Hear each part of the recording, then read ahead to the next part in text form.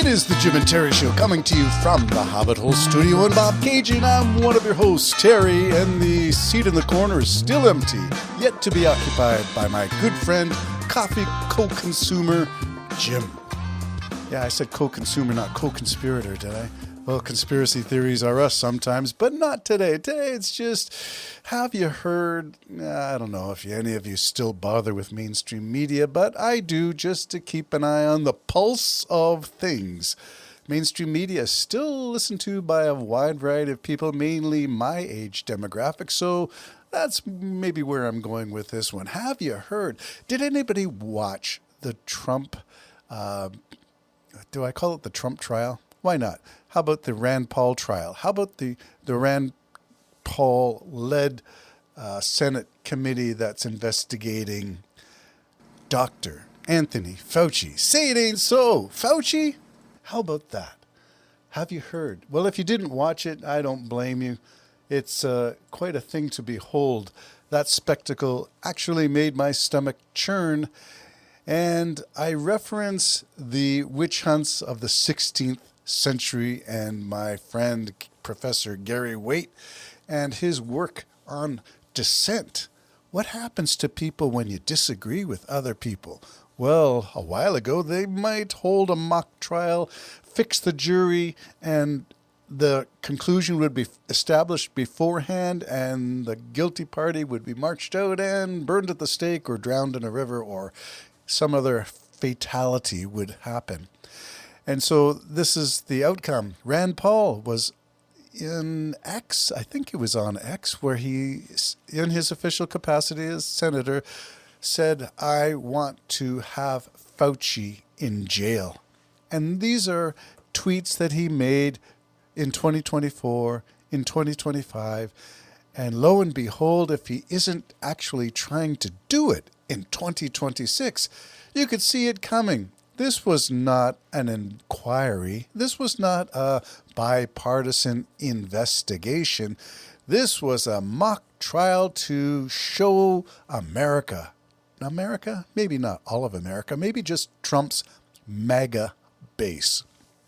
Those people who still, after all of these years, still believe that Trump is the orange Jesus, that Trump's gold, all that glitters is gold mentality towards tchotchke in the White House. It looks like a dollar store special, the old White House Oval Office. Everything's turning to gold. Well, you know what happened with Midas. Yeah. Gold and future wellness do not always go together. And that's what part of me is hoping for. I just want America to regain its stride. America the great, America the leader, America the land of liberty, freedom, truth, justice, and apple pie. Or whatever Superman used to say in the old black and white days of Superman, Clark Kent. Where is America? They vacated the premise, and the guardrails long since the Trump 1.0 have disappeared. There are no guardrails. There is no one minding the shop while it's being pillaged by Trump and his cult of believers. And it is a cult when you follow this Dr. Stephen Hassan's BITE model. It is when the behavior is all in sync, when the thoughts are controlled by messaging. And it reminds me of the old QAnon days of thought control, of dig for those QAnon drops in amongst the belief that there was somebody, a mole inside, and you had to dig for the truth. In the swamp, there was an insider. Yeah, insider. How about insider trading? How about those stock market dividends? How about selling and buying ahead of everybody else? How about selling access in milliseconds to people, to Trump's tweets that are going to adversely impact the markets? How does that go unscathed? Trump has escaped everything so far. Well, I'm diverging a bit, but I'm going to go on to the Fauci trial because it is a trial. It's not an inquisition. Well, it is an inquisition. It's not an inquiry. There's a big difference between an inquisition, as in the Spanish Inquisition, as in this is what we do to people that we don't like or don't agree with. This is all part of the Trump "Vengeance is mine, saith the Dawn" tour. Trump 2.0. He's made more money than 60 years of his life in 1.5 years of Trump 2.0. How is that possible? Because America is foobarred, effed up badly beyond all recognition. A military term, but what would Trump know because he's Major Bone Spurs or whatever the mockery title is for him, dodging the draft rather than serve, talking about John McCain, Senator John McCain, that he doesn't like losers because they got captured and tortured. He likes winners. What? Nothing's changed. We should have listened to him back in the debates leading up to 2016's election. But no, we wouldn't do that. No, because maybe that takes too much effort to dig into the past. I recall conversations with acquaintances over coffees talking about Trump's likely rolling to the top spot in 2015 in the debates and saying, you guys pay attention, this is ridiculous. How is this allowed to happen? But it did happen, and they believe that. Give business a chance. Give Trump a chance. He's a multimillionaire. He would know. Multimillionaire? How about multi-billionaire now? Explain that to me. It's not supposed to be the President of the United States is the most prestigious money-making operation. It's supposed to be that you serve the people. How can you serve the people when you got your thumbs in the pie?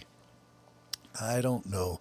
But corruption is the AKA of the Trump vengeance tour. He's going to make life miserable for everybody who ever, it's like somebody did something wrong song. You know, somebody did something. I feel like I need to punish somebody. And he's going after everybody from James Comey to Letitia James, both of which I think have been thrown out of court for no substance to the allegations. And that's another thing to watch out for. How about all the demands that Trump made for the elections, the voter list from all the states? And out of all the ones that he's wanted to get the voter list for, he has lost 0. He's won 0, lost them all, 0 for 18 in terms of demanding voter registration list from these states. So he's tried 18 times, lost all 18. Does that matter? Nope. Because when you're Trump, what you believe in your head is what you're going to act upon. And he believes Fauci is to blame. For what? COVID-19? Fauci is to blame. Gain of function. Rand Paul. Gain of function? What? I thought we were through all of this stuff. Yeah, we're relitigating COVID-19 response. And the guy who led the CDC and NIH, the guy who's the world's leading figure in investigating these types of communicable diseases, is now being mocked. What's the recourse when you're being summoned? He obeyed the subpoena. He was subpoenaed to appear at the Senate committee meeting. So he did. But with a team of lawyers behind him, he did say that he would plead the fifth to all and every single question. So it became a he said, she said, partisan clown show with every single one of them turned my stomach, from Rand Paul, the so-called chair of the committee, to that guy, Marino.